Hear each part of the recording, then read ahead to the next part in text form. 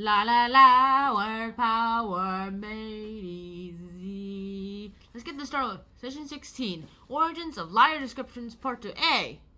Now, origins of these liars. Now, liars are here, and today we're just going to talk about two adjectives: chronic and, let me check my notes, pathological. Let's get this started with. Now, you might remember pathological liars to be those kinds of liars who are like, hey, we're gonna lie, and we're gonna do nothing about it. And chronological liars are just the people who keep lying and lying and lying and lying and lying because they just want to, not because they're used to it.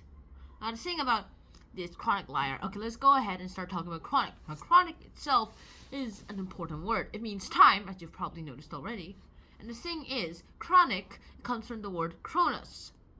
Now, Cronus, as most of you probably know, is like Greek for time. And it's also the name of a Greek Titan god. Like, not exactly a god, but it's like the Greek Titans. And that's pretty darn important too. Then we have chronicity, which is a noun, and this is the noun of chronic. Like, chronicity is just like the noun version of chronic. And then anachronism is just a noun. It's like someone or something out of time or out of date, like very outdated. Like you're like you act like you're still in the 1950s when you're like in the 2020s. Yeah. And then you have anachronous. Now, anachronous itself is pretty darn great too, because anachronous is just the adjective version of anachronism. So it's anachronistic. That's also the adjective version of anachronous too. Then we have anachronism, which is the noun version, and then we have chronological. Now, chronological itself basically means in time order. Like, chronological events means that those events happen in chronological order, in time order, and the events of happening first. Like this order, this event happened first, then this happened, then this had, then this, and then this. That's chronological order. In like a straight time. This happened at 8 a.m., then this happened at 9, then this happened at 10, this happened at 1 p.m., this happened at 5 p.m., this happened at 12 p.m. Those kinds of things. Finally, we have chronometer. Now, chronometer is a noun, and it's basically a very highly accurate clock or timepiece. It's a very highly accurate. Then we have a verb called synchronize, which means do things at the same time. If you synchronize with someone, you're doing things at the same time. And next up, we have diseases, suffering, and feeling. Pathological stuff. Pathological actually comes from the word pathos, which means feeling.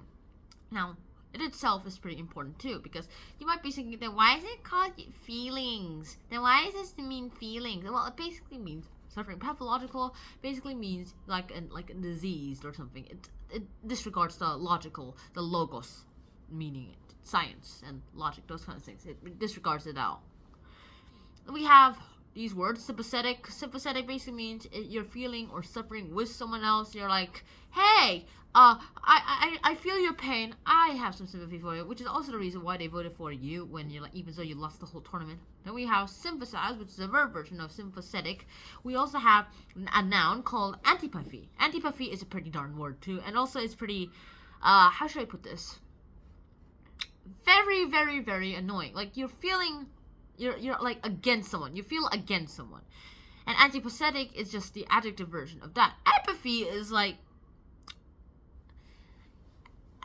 is just the noun version of apathetic, which is an adjective, meaning you're not actually feeling anything. You don't feel any hate. You don't feel any likeness.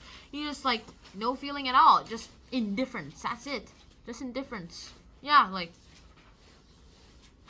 this. Then we have pathetic. Now, pathetic basically means you're pathetic. That means you're like terrible too. Yeah, it also means that, but basically it means suffering. If the story is pathetic, it's basically a story about suffering, apparently.